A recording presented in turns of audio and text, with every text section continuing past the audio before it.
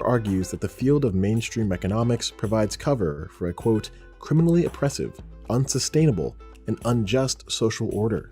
The paper reflects the views of a wider movement of people who think the Fed needs reform. There was an internal debate inside the Fed in 2008, in 2009, in 2010. Why did we miss the financial crisis? Why did we miss the subprime crisis? And it was determined at the time that the Fed's inflation model really was broken. Because had it incorporated securities prices, had it properly incorporated the price of housing, residential real estate, then the Fed wouldn't have been blindsided ahead of the financial crisis. So what they did after writing all these internal white papers and determining that they needed a new inflation regime was nothing.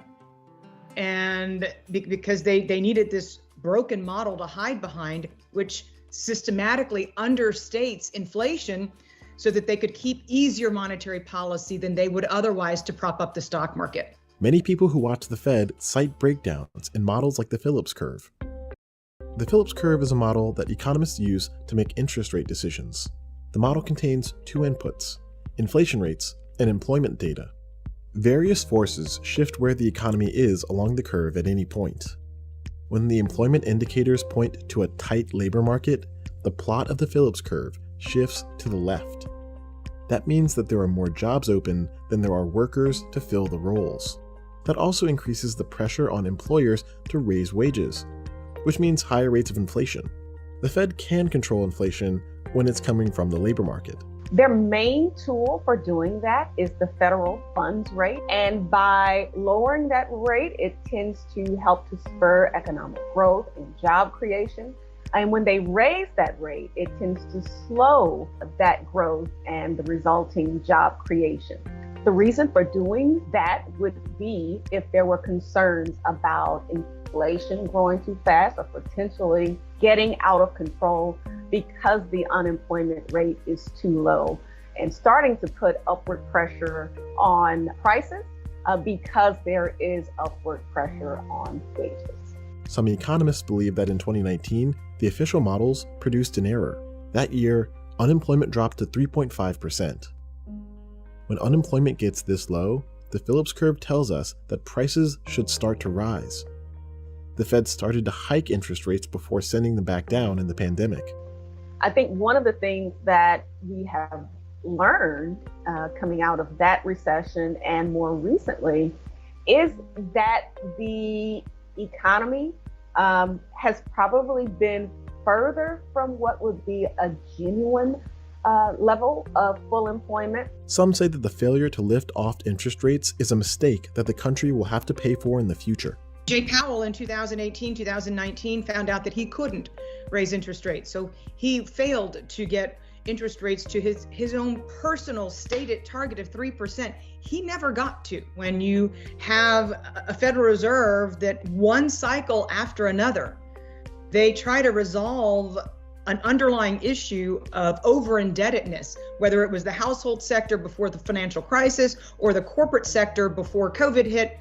Every time they have a crisis hit, they try and solve the problem of over-indebtedness by putting more debt into the economy. Others still believe that the country is in an extraordinary time that calls for emergency measures. The current environment that we find ourselves in is extremely unusual. All of that really is affecting inflation in a way that we wouldn't typically see during the normal course of how the economy functions. In recent decades, outside forces changed labor in fundamental ways. When unions were a force to be reckoned with, and when employees had the upper hand, then there was a very tight relationship between inflation and wage inflation. So you could have this spiral of rising wages. When we started to de-unionize the country, when employers started to outsource to India and other countries and started exporting deflation because its labor was so much cheaper, all of these elements ended up giving employers the upper hand over employees in America. So the efficacy of the Phillips curve started to become kind of outmoded. And there wasn't this immediate feedback effect from rising prices into rising wages. Policy decisions informed by models like the Phillips curve have had a real impact on American workers. The wages and benefits of a typical worker were suppressed in the period 4 decades after 1979. Why is that? Well, it's not because the economy was doing poorly or because of automation or because of low productivity growth. In fact, it was because of policies which generated a situation where wages were suppressed. Excessive unemployment because of failed macroeconomic policy, monetary and fiscal policy, to the bashing of unions, the decline in union membership, the failure to increase the minimum wage along with inflation, various new policies of corporations forcing people to sign non-competes and forced arbitration agreements. As a result, leaders are making adjustments to prepare for the new normal. Longer-term inflation expectations, which we have long seen as an important driver of actual inflation, and global disinflationary pressures may have been holding down inflation more than was generally anticipated. President Biden nominated Powell for a second term, hoping that would help the Fed maintain its independence. I'm nominating Jerome Powell. That will be important as the group embarks on a new and unusual decade. So I think the strategy the Fed is now pursuing, and it's a stated strategy, is to try to keep the job market really tight, really strong, for an extended period. And that means then you'll see stronger wage gains across all income groups, but particularly low wage groups. But it's a tricky thing and, very difficult to pull off. The Fed has kept interest rates near zero for more than a decade, and the outlook suggests that it will keep rates low for the foreseeable future. That's because the United States and countries around the world have failed to hit their inflation targets in recent years. The Fed itself was incapable before of creating inflation. It was quote unquote pushing on a string. So it said, we're going to allow inflation to run hot going forward so that we can try and balance out all of these years of not being able to produce the inflation that we said we wanted to target, of being underneath that 2% target for so many years. In other words, if the temporary bottlenecks caused by the pandemic and its supply chain disruptions fade, we'll need to keep interest rates low to keep the economy afloat. Some say the Fed may be better off pursuing a higher long-term inflation target, possibly of 3%. That could fight the expectations of sluggish future growth. I think that deflationary forces will continue to be a force, especially up the income ladder. Now that you can put an entire law library into a little chip of big data, you don't need a paralegal in the United States. You can get a paralegal in India. So higher income paying jobs right now are the ones that are at risk of being sent over shores, and nobody's talking about that. You're actually going to have inflation in terms of the amount of education you need in America. You're going to need that graduate degree to have the pure certainty of income security going forward, because you're going to need that next skills level up, because a lot of jobs that require a bachelor's degree are going to go away. So that disinflationary impulse is going to be there. But in the short term, the Fed and the entire country will wait to see if these price spikes calm. There's no obvious direct way the Fed can help. Really, the onus, I think, is on Congress and administration. Lawmakers do have the tools, the ability. I don't think that the American Rescue Plan created this crisis, or that the Fed's monetary policy has created the inflation problem. Their ability to change the interest rate would do something. It would slow the pace of the recovery.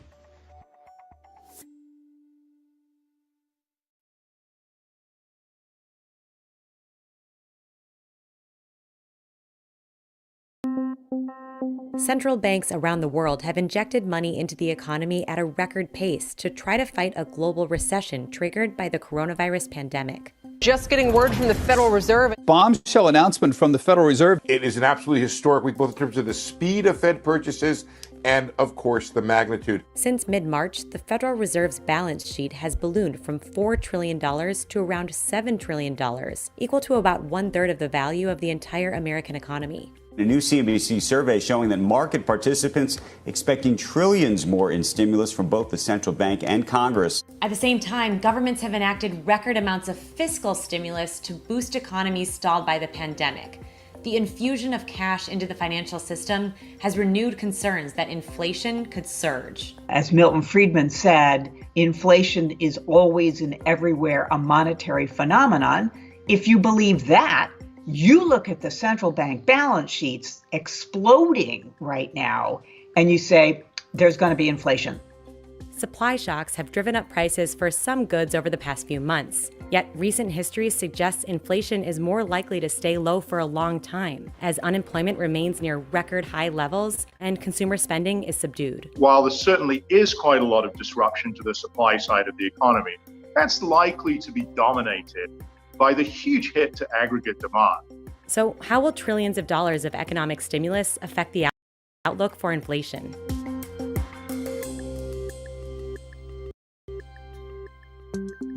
Inflation refers to an increase in the prices of goods or services over time. One well-known measure of inflation in the U.S. is called the Consumer Price Index, or CPI. The CPI is about the prices that we pay for services and goods and housing and rent. Economists say some inflation is healthy for the economy. When the economy is growing, more consumers and businesses are outspending money on goods and services.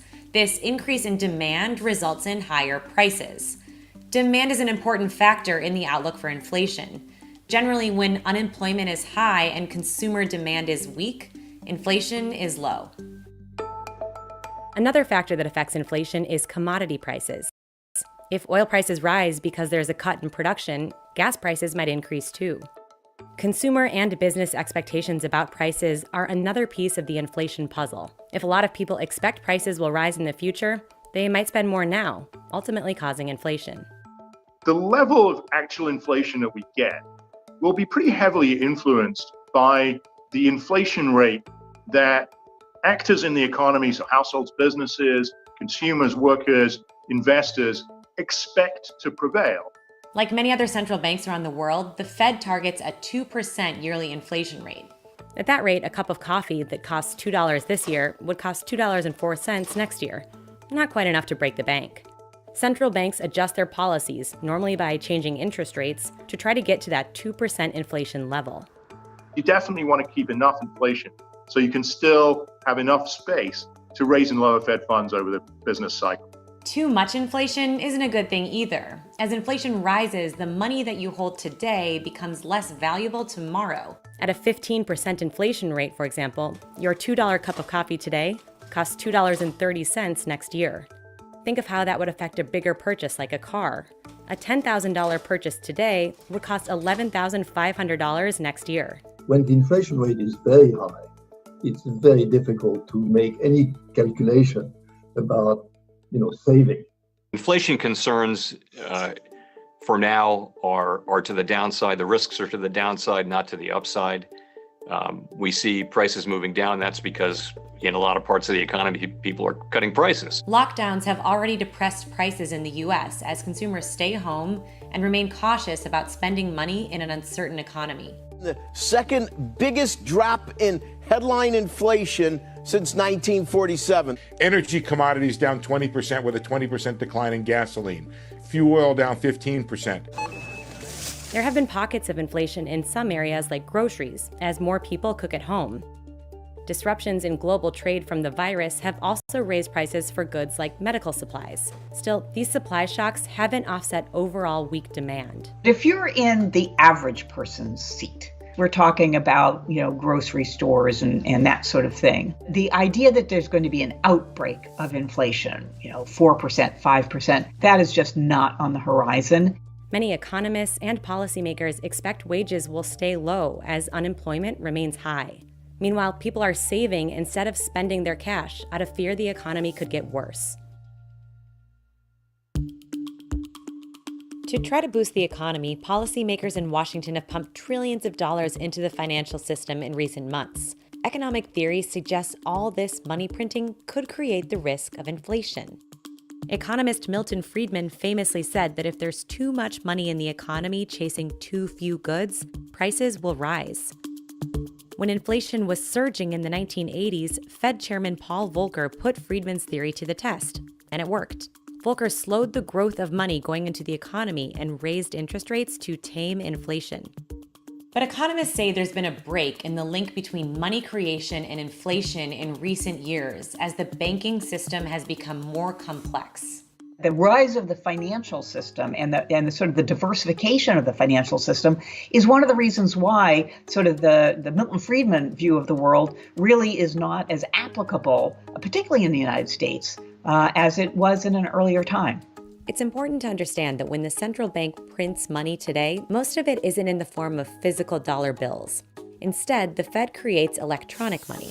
It uses that electronic cash to buy assets and lend to banks, injecting money into the banking system. To buy treasuries, for example, the Fed uses so-called primary dealers, a group of around 24 big banks and brokerage firms that trade bonds. What happens when the Fed creates money is it's strictly central bank money or reserves. Those are held by the banking system. Now the banks decide, what they're willing to lend out into the economy. That means that even if the Fed is pumping a lot of money into banks like it is today, the money won't reach the hands of consumers until banks lend it out. It is true that money has been handed out directly to citizens as part of the federal government's coronavirus response, like the $1,200 stimulus checks. This cash infusion still might not result in inflation. Most Americans needed the checks to make day-to-day payments, to make up for lost income during the crisis, not to go out and spend lavishly on other purchases. I think of them as more life preservers, trying to prevent the economy from getting into a deeper hole because of the COVID crisis. And they don't represent stimulus yet. Recent history suggests that all the fiscal and monetary stimulus during the pandemic is unlikely to increase prices for consumers. When the Fed bought trillions of dollars of assets after the 2008 financial crisis, inflation never surged. After the Great Recession, there was a conviction that all the fiscal and monetary stimuli were going to result in huge inflation. As a matter of fact, a number of investors, including some very famous hedge funds, went to gold. Well, what happened? Big deficits, but inflation has come down. The experience of the last decade is that central bank balance sheet expansion certainly need not generate a period of excess inflation. And in fact, even with a big balance sheet, it might still be hard to get the inflation that you want. There are limits to what history can teach us when it comes to understanding the economic situation right now. Even if the economic stimulus doesn't result in higher prices for consumers, many say that inflation is showing up in the prices of other assets, like the stock market or the housing market. One of the most interesting questions that we have right now is the difference between the price inflation that you and I see at the grocery store or at the gas pump or when we're buying something. That's one measure of inflation.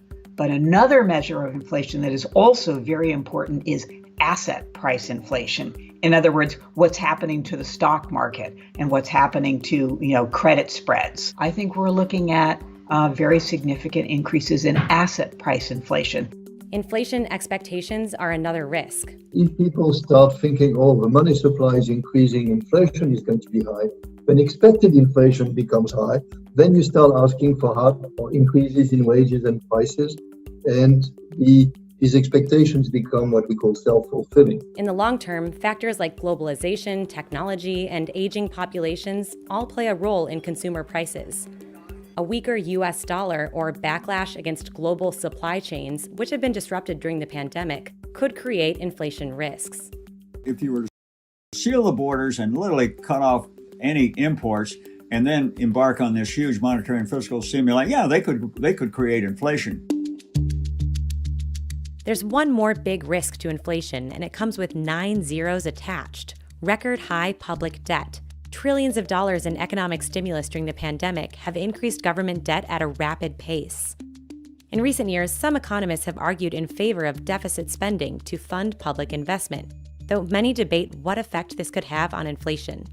Because government debts are set in fixed dollar amounts, higher inflation makes it easier to pay off those debts. Some worry that politicians might put pressure on central banks to chase higher inflation to help finance the growing national debt. We need not worry too much about the size of the Fed's balance sheet. What we need to be focused on is whether the Fed will, at the appropriate moment, have both the judgment and the institutional independence to raise interest rates, even if that might conflict with some other interests, for instance, the interest of the government of the day.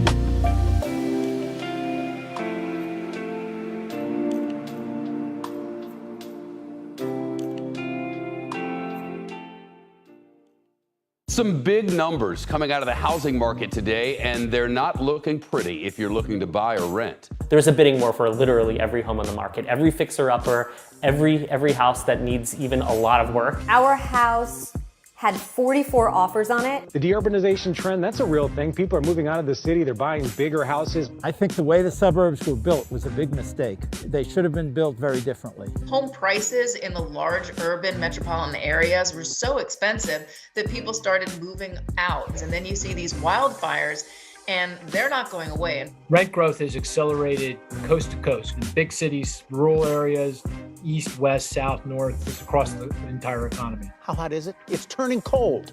Existing home sales falling in March, but at least in part because there just aren't enough homes to buy.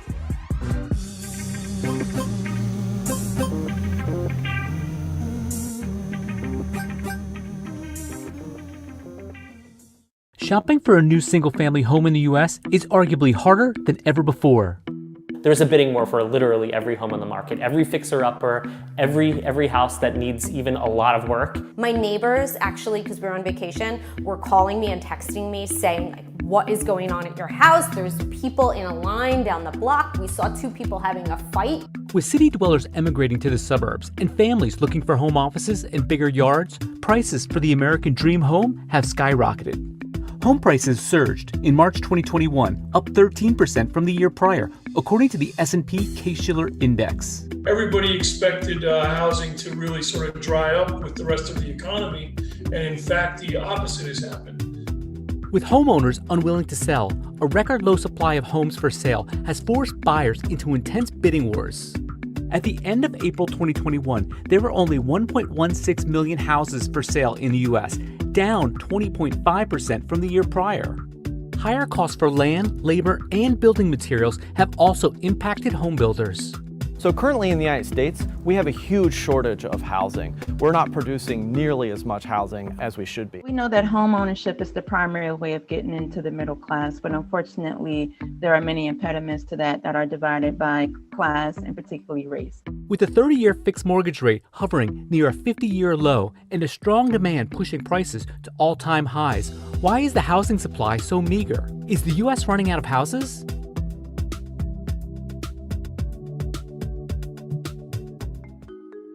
The U.S. real estate market is red hot. Since the start of the pandemic, 5% of buyers who purchased a home did so without even physically seeing the home in person. In many markets, competitive bidding wars are the norm. There's a bidding war for literally every home on the market, every fixer-upper, every house that needs even a lot of work. It's still just a crazy bidding war. Our house had 44 offers on it. With his New York City office shut due to the pandemic and looking for more space for his family, in the summer of 2020, Justin Goldberg and his wife Jessica put their 3-bedroom Bloomfield, New Jersey home on the market. The house listed for $399,000. My neighbors, actually, because we were on vacation, were calling me and texting me saying, what is going on at your house? There's people in a line down the block. We saw 2 people having a fight. With multiple 6-figure offers over the asking price, the house sold for $542,000, over $140,000 more than what the couple was asking for. But the family then found themselves struggling to find a new home. It was definitely a risk for us to take because we knew that the pandemic wouldn't last forever. His job said you'll be working from home for the foreseeable future and gave up their office space in the city. With little inventory on the market, the couple signed a 1-year lease on a rental. And on the advice from their realtor, they then modified their house search from looking for a move-in ready home to a fixer-upper. I'm telling you, immediately you walk into the house that you want to buy and you get the feeling. And I got the feeling. And we walked through the house and it was not in good condition. The bones were there, there was nothing structurally wrong with the house. Everything was technically in good shape. Everything that needed to be changed was pretty cosmetic, but every single room in the house needed changes. The family of 4 found a 4-bedroom fixer-upper in Randolph, New Jersey, with more space and a bigger yard.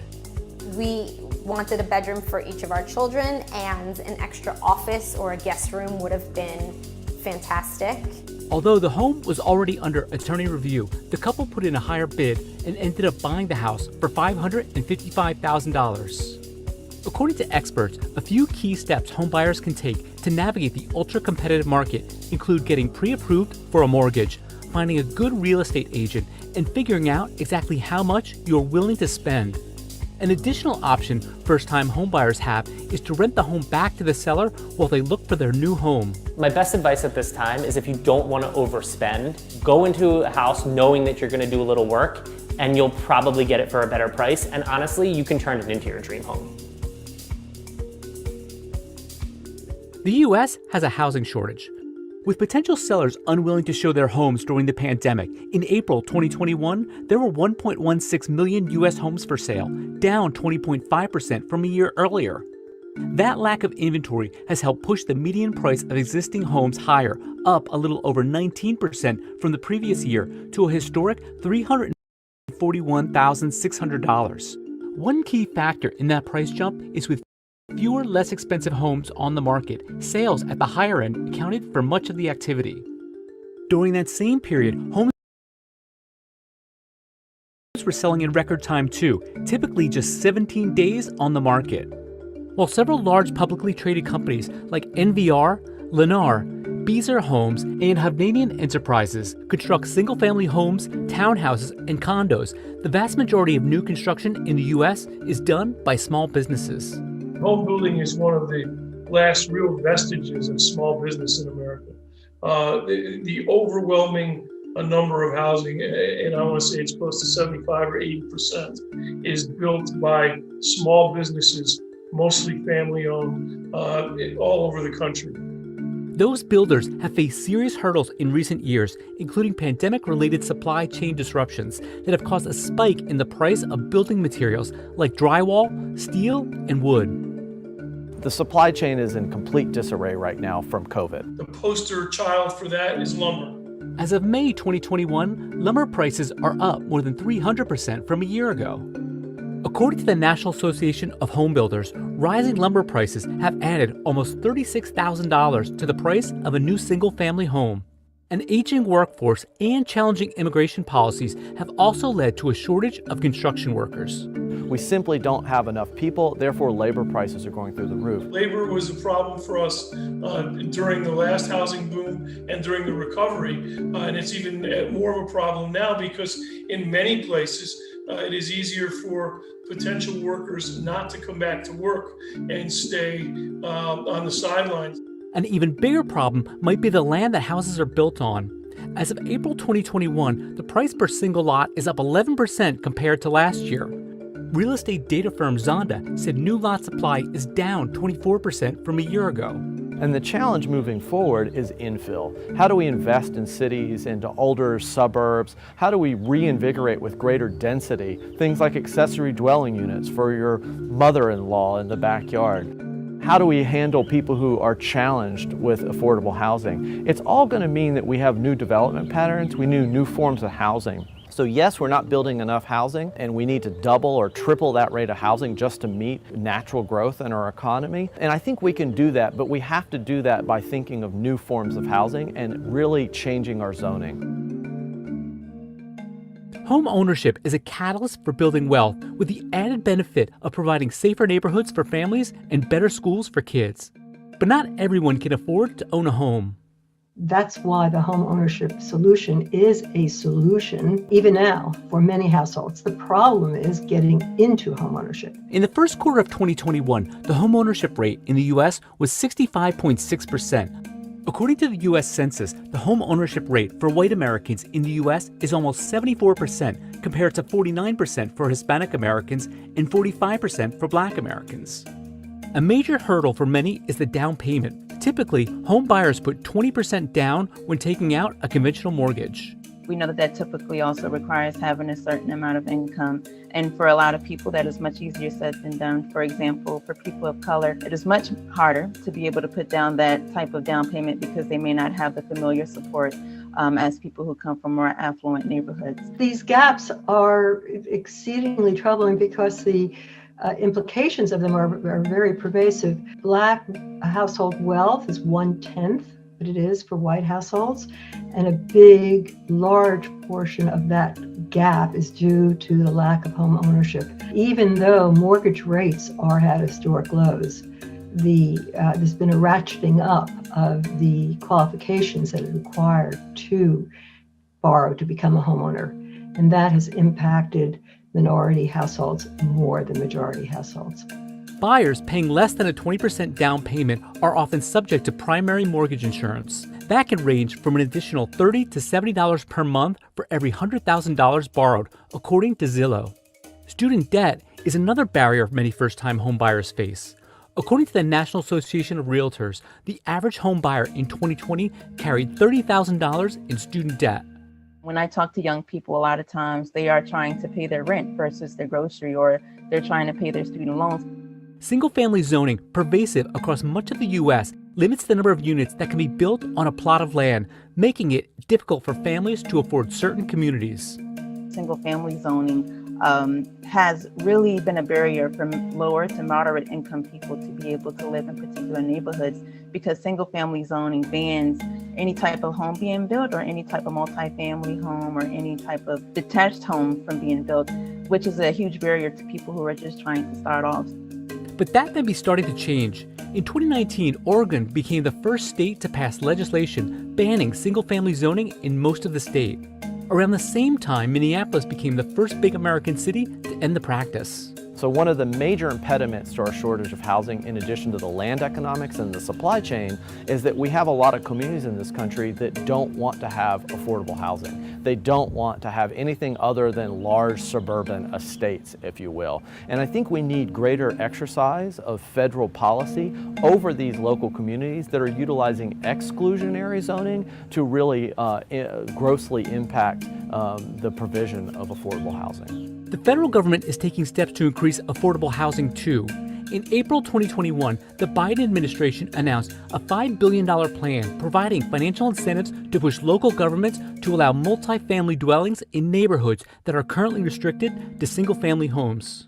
This is a market for housing, for home ownership, for those who wish to get into home ownership and those who are homeowners. People are expanding their homes, they're renovating their homes, they're building out new backyards. So this is a homeowners economy.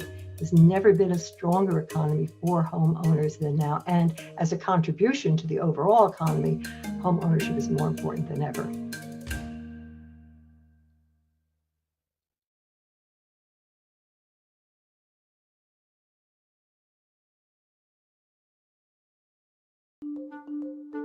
Between remote work and the pandemic, more people and businesses are moving to the suburbs. The deurbanization trend, that's a real thing. People are moving out of the city. They're buying bigger houses. We have seen that the housing market was incredible in 2021. The pandemic itself, it has changed housing preferences and location preferences. America leads the world in suburbanization. I think the US is distinctive in that suburbanization has been particularly large in magnitude here in the United States. And it's creeping up again, of course, but there's an opportunity here to rethink some of those patterns and reset the norm. I think the way the suburbs were built was a big mistake. The cities needed to get bigger, but they should have been built very differently. To combat the economic challenges of sprawl, some suburbs are building up rather than out. Where we build housing, where we don't build housing, and what kinds of housing we build have big implications for the economy, for climate, and for patterns of racial and economic segregation. The roads in the sprawling suburbs contribute to the nation's $1.2 trillion maintenance funding gap. How else does suburban sprawl shape the U.S. economy? Over centuries, developers built many homes in a pattern that experts call suburban sprawl. And the farther out you go from the center of the city, we tend to build lower buildings, shorter buildings, more spread out and more space. It gives a little bit more of the illusion that you live off in the country far away from other people. This style of housing is the foundation of the American suburb and the American dream. The one thing it does enable people is to kind of escape the city. So there's a benefit and a cost, and individuals are deciding based on their private benefits and costs and making a decision they think is optimal. Sometimes that can have negative externalities for the rest of society. The New Deal of the 1930s sped up suburban sprawl in the states. The bill created a federal housing administration, which standardized neighborhood design, it made mortgages more affordable. And Fairless Hills is typical of the growing new community. The FHA guidelines made country-style living a middle-class reality. They also created problems. They prescribed rules to get an FHA loan. No sidewalks, curvy streets, dead-end streets, and made it hard to walk.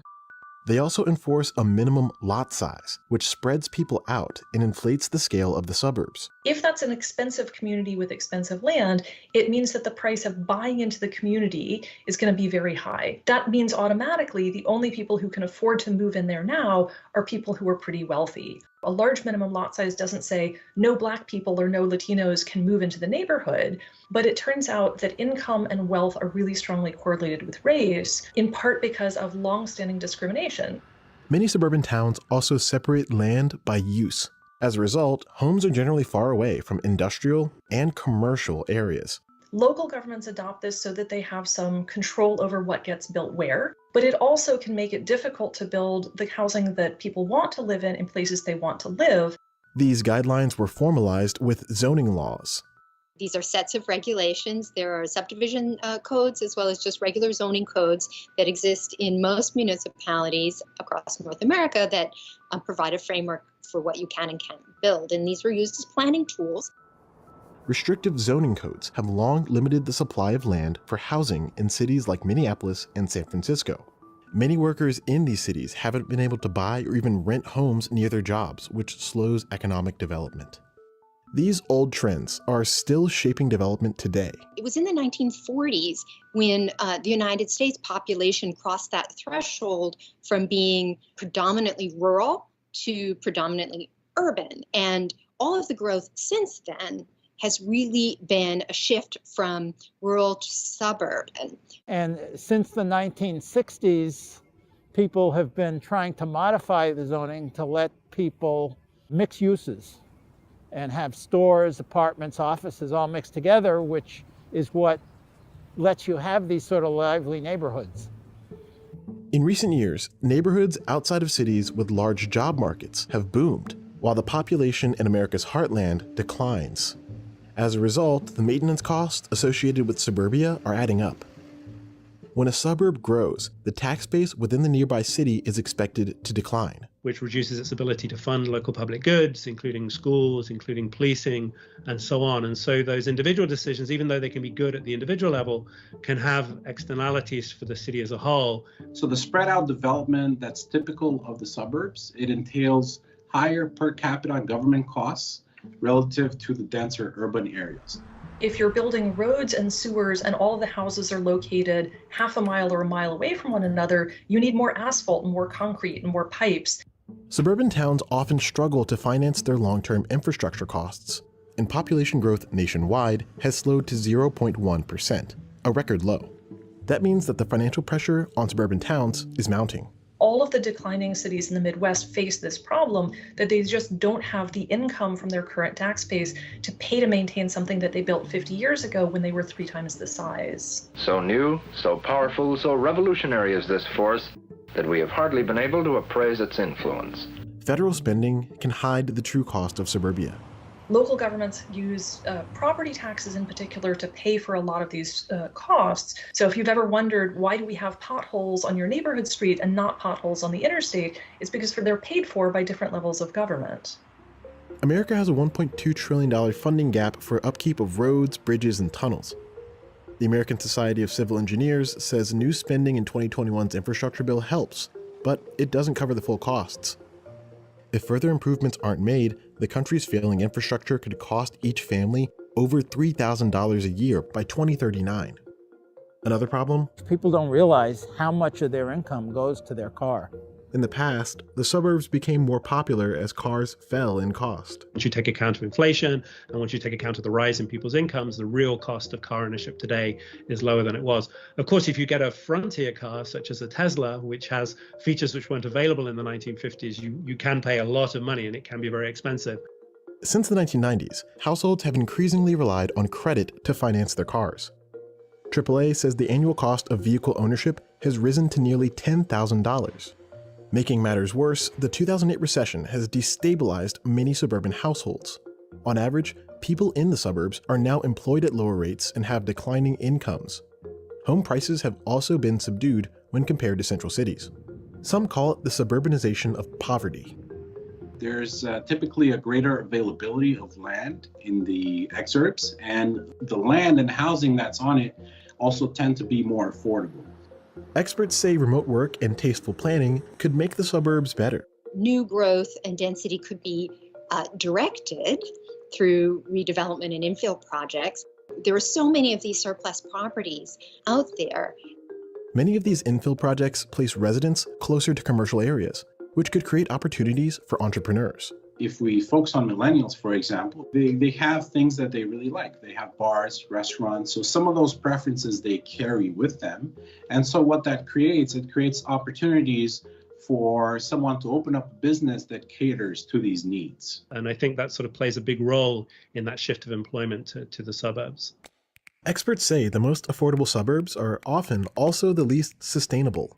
So, for instance, a metro like Atlanta or Phoenix has managed to keep housing fairly inexpensive over the last 30 years because they just build a lot of housing. And they build these huge subdivisions, 10,000, 20,000 homes on very inexpensive land that's essentially, farmland that's undisturbed. On the flip side, of course, we know that there are terrible climate impacts from building. So there really is a tension. And you can see that very clearly in California. You see how close those flames are to these houses. Home prices in the large urban metropolitan areas were so expensive that people started moving into the more wooded areas. And then you see these wildfires, and they're not going away. In fact, they're getting much worse. Meanwhile, suburban drivers on beltways are shaping the climate of the future. It's really in the kinds of suburban settings that we would characterize as sprawling, separated uses, car dependent, relatively low density. This is where we see a more extreme emissions use. Most U.S. emissions come from personal cars. Commutes lengthened as the country sprawled in recent decades. So going back to 1970, around 81% of residents lived in the county where they worked, and that declined substantially over time by the year 2000. If remote work persists, it could take some drivers off the road. Home appliances are another huge source of emissions. Definitely, when you see more sprawl in the suburbs, you're seeing much more carbon emissions out there than you would in one large building in a city. The U.S. has committed to eliminating carbon emissions from electricity by 2035. But in that time period, researchers expect U.S. auto emissions to remain flat. That's mostly due to suburban drivers. But there's an opportunity here to rethink some of those patterns and reset the norm. So what can be done to improve residential development in the states? Many regions are tackling sprawl head-on. In Montgomery County, Maryland, outside of Washington, D.C., 85% of the available land has already been developed. The county revised its master zoning code to increase the supply of homes along a forthcoming light rail path. This is a suburb-to-suburb rail line. You see them in other countries. Paris has an enormous project underway, but for the United States, it is really one of a kind. Leaders hope the improvements will take 17,000 daily drivers off of suburban roads. Experts say that expanding public transit can make a community more equitable. Traditionally, lower-income communities have benefited disproportionately from public transit options. But funding and executing such projects is a feat. Residents are paying for the $9 billion suburban DC rail project with an increased tax on gasoline. President Biden's Economic Council wants to encourage more changes like this.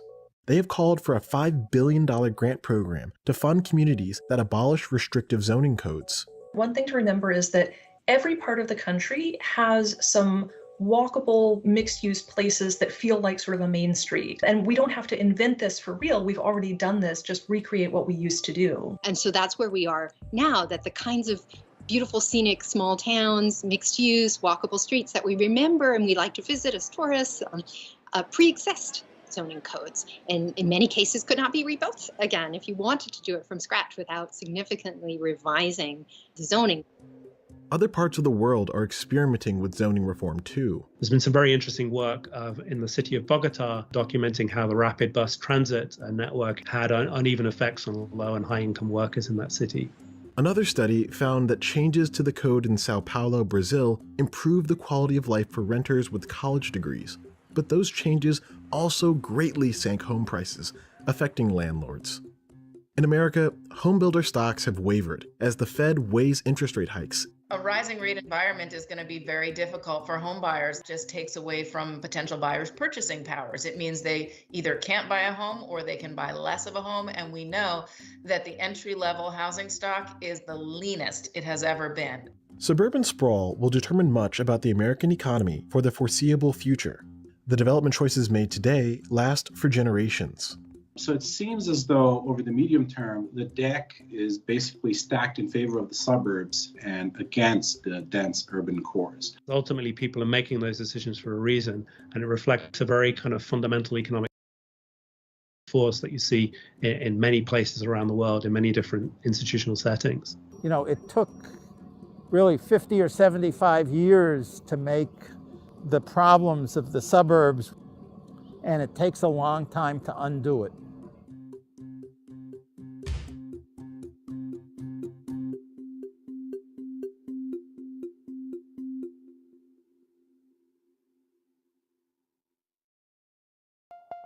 Rent in America is getting more expensive, no matter where you live. Rent growth has accelerated coast to coast in big cities, rural areas, east, west, south, north, just across the entire economy. The areas where we are seeing the strongest rent growth are in places like Austin, Texas. Yeah, so my name is Maria and I live in Austin, Texas. During the pandemic, a lot of people began to leave, and actually the rent dropped that year by $100. I am due to renew my rent, and there was a spike of $400. Making matters worse, few of the new homes in construction are affordable. Rental demand continues to be extremely strong, and the rental units that are being built are the more expensive ones. That is the higher end ones. Meanwhile, workers' pay isn't increasing enough to match the new rent. We had wage suppression for 40 years, and then we have the period now where wages are growing, especially at the low end. And so the question is, how long will that continue? Experts say the rent increases will have an impact on the economy. A lot of the monthly expense for the typical household is money that's going toward the rent or to upkeep of the house. So it is a very important part of all of consumer expenditures. In the most competitive markets, rents are creeping toward record highs. Renters in smaller markets are feeling the squeeze too. For example, one-bedroom rentals in Gilbert, Arizona spiked over 116% in the past year. Meanwhile, rent for a single-family home is growing at its fastest pace since 2005, according to CoreLogic. So how did we get here? One answer is the bounce back from the pandemic. You saw tech companies, major firms moving to smaller cities like Pittsburgh, Austin, San Antonio, Charlotte. These are cities that really started booming because workers had more flexibility. And when the city starts booming, of course, the rents go up because it's a supply and demand issue. But the story goes back further than that, all the way back to the Great Recession. President Obama, are you listening? This has been building really since the end of the financial crisis back a little over a decade ago. A lot of communities have made it more difficult to build more homes closer to the urban cores. Building materials, particularly lumber, has been in short supply. That's been a problem. Labor, a lot of people left the construction trades in the housing bust back a decade ago. And because of changes in foreign immigration laws, we have a lot fewer foreign immigrants coming into the country. Many of those folks would work in the construction trades. Also, a lot of smaller builders, they rely on loans from banks. And since the financial crisis, banks, particularly smaller banks, mid-sized banks, have been unable to, because of regulatory changes and other reasons, unable to provide enough loans. So, there's a melange of things going on here. After the financial crash of 2008, house building stalled. By the end of the tens, renters had fewer options, especially in real estate hotspots. Pre-COVID, we saw a huge rush to urban centers. Millennials love to live in cities longer. They were actually living there longer than the previous generations their age had because they weren't able to get out and afford to buy homes because home prices were so high. So you had so much demand in the cities. Then the pandemic hit.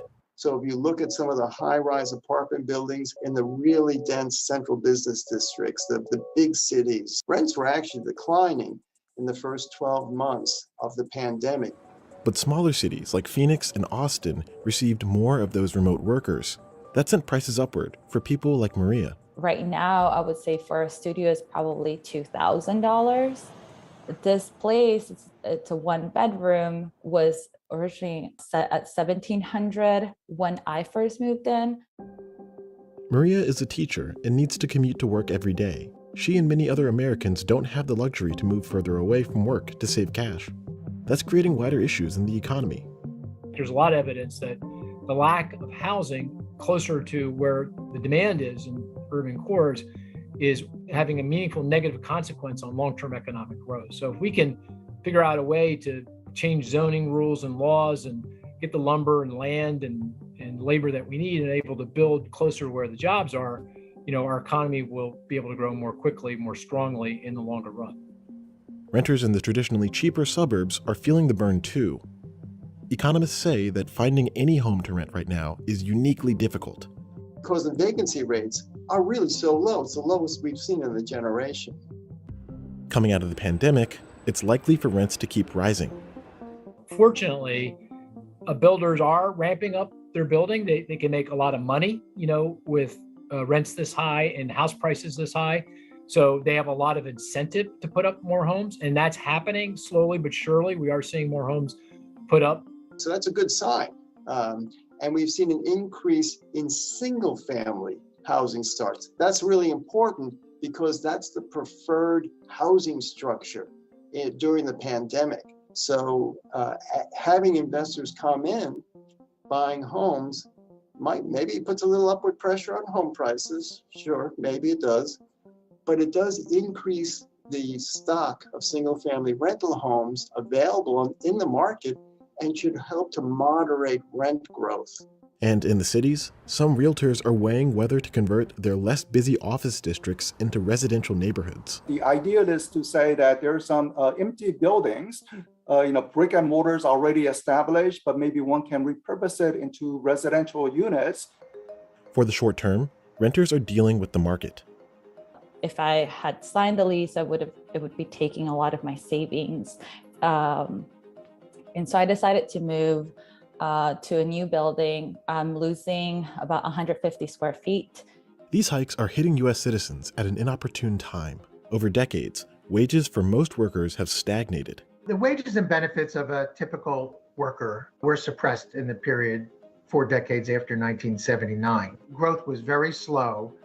There was growing inequality that worked against the middle, in effect, against anybody in the bottom 90%. In 2019, Oregon became the first state to impose statewide rent control. They cap increases at about 7%. Cities like New York, San Francisco, and Washington, D.C. also limit rent increases. These policies have some benefits. One study found that renters were about 20% more likely to stay in their homes with rent control. Other economists think that rent control does more harm than good. So what history has shown is that by putting a rent control, yes, it benefits temporarily for people to pay lower rent, but that deters incentive to build more homes or provide money for maintenance. So all the housing stock steadily deteriorates over time, and one does not want to see that. So we want to encourage more production. The answer to rising rents may be in the job market. Both Congress and the Fed have pumped stimulus into the economy. It should eventually help some workers earn higher wages. There's been a huge increase in the demand for goods and services. So we're going to see a period of sustained low unemployment, I think. This has always led to faster wage growth for those in the middle and the bottom. The other related question is, will we see the structural changes that will build this into the economy rather than be an episode of a period of low unemployment? And I think that will require improving labor standards, putting in the $15 minimum wage, rebuilding collective bargaining. I think it will mean paying attention to maintaining low unemployment. Which means that the answer to rising rents might be getting yourself a raise or finding roommates. They're not building enough affordable housing right now because for builders, the cost of construction is so high due to a high cost for land, labor, materials, shortages for materials, shortages of labor, that they can't build affordable housing. it took us 10 years to get into this, predicament. It's not going to be solved next year or the year after. It's going to be 10 years before we solve this problem.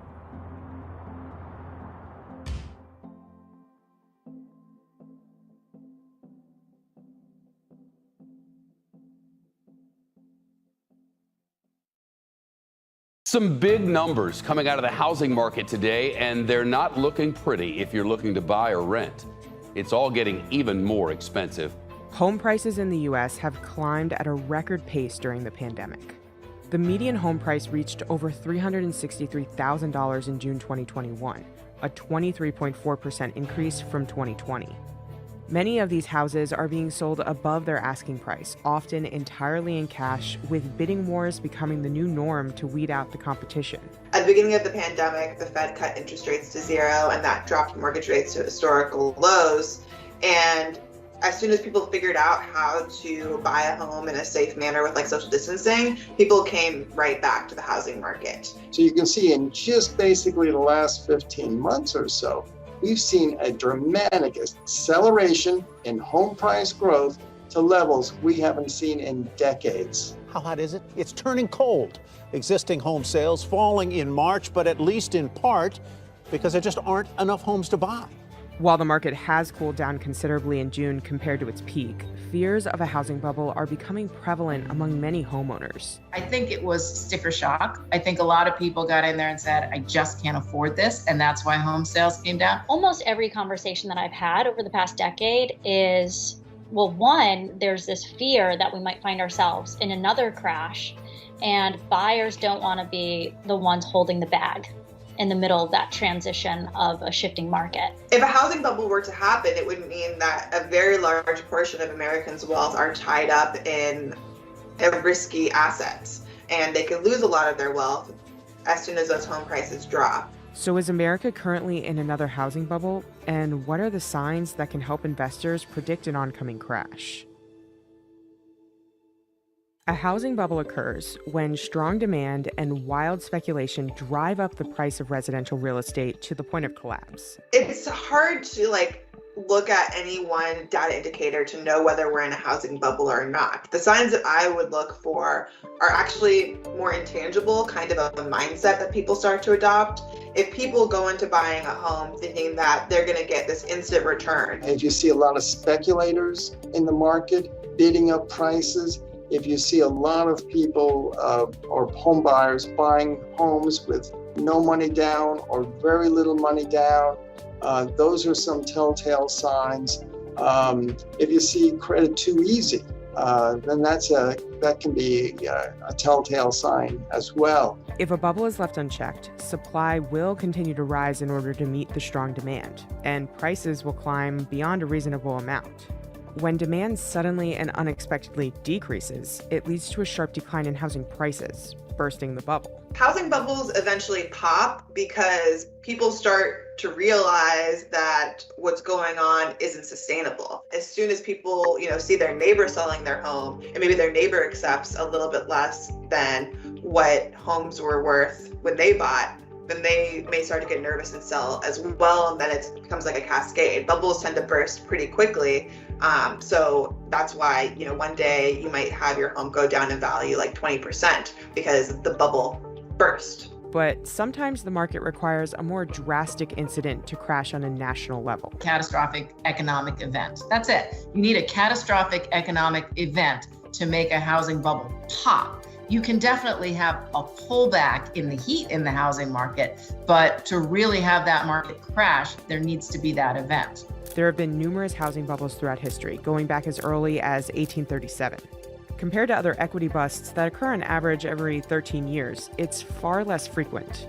However, the International Monetary Fund discovered that housing crashes usually last nearly twice as long with output losses that are nearly twice as large, leaving a much more detrimental impact on the economy. The 2008 financial crisis is a prime example of how a real estate bubble could potentially contribute to an economic meltdown. A lot of people got a firsthand experience in what it's like to see your home go down in value. Some people end up losing their homes if they weren't able to continue making their mortgage payments. and then they couldn't sell at a higher value than what they bought it for, so they would end up having to take the loss themselves or end up in foreclosure. So all of that can be very damaging to people, and I think it's very understandable that people are concerned about that happening again. Demand off the charts, prices rising at the fastest pace in 15 years. But is the market too hot? Is it overheating? A bubble, as they say. So is the recent real estate rush a sign of a housing bubble? According to most experts, the market is shaping up to look more like a boom rather than a bubble. I don't expect that we're going to see a house price crash. I don't think we're in a bubble. We say bubble because we can't believe how much prices have gone up. But really, a bubble tends to be something that's inflated that could burst at any minute and change. And that's not really the case here. While speculation certainly is a factor, the main cause for today's demand is in the low mortgage rates. At the start of the pandemic in March 2020, the 30-year fixed-rate mortgage sat at 3.45%. In July 2021, that number had dropped to 2.87%. We've got 30-year fixed-rate mortgage rates for much of the last several months below 3%. That's a phenomenal rate. It's rock bottom. It's a record low. I don't see them going any lower, but that is one of the reasons why that has led to this pickup in demand to buy homes and has added the fuel necessary to push home prices up. Supply is also an issue. According to the National Association of Realtors, the U.S. has underbuilt its housing needs by at least 5.5 million units over the past 20 years. That's a stark comparison to the previous housing bubble in 2008, when overbuilding was the issue. In my town, which is Marblehead, Massachusetts, as of this morning, we had 17 single-family homes on the market. 17. So, and that's not even considered bad. Some of the surrounding towns, the town next door, they had 5 single-family homes. So we've got really the demand and supply forces coming together. We've got a boost in demand that's fueled by record low mortgage rates, and we've got a shrinkage of supply as many of the older homeowners decided to postpone listing their home for sale and wait until a later date when the pandemic was in the history books. So between more demand, less supply, prices are up, and they're up at the fastest pace since the 1970s. There also haven't been any signs of a lending bubble, which is often associated with housing busts. Most of the new mortgages today are fixed rate compared to the riskier adjustable rate mortgages in the past. Subprime loans are those loans made to borrowers or to applicants who have very, very low credit scores. Those are gone from the marketplace. What's also gone are the liar loans.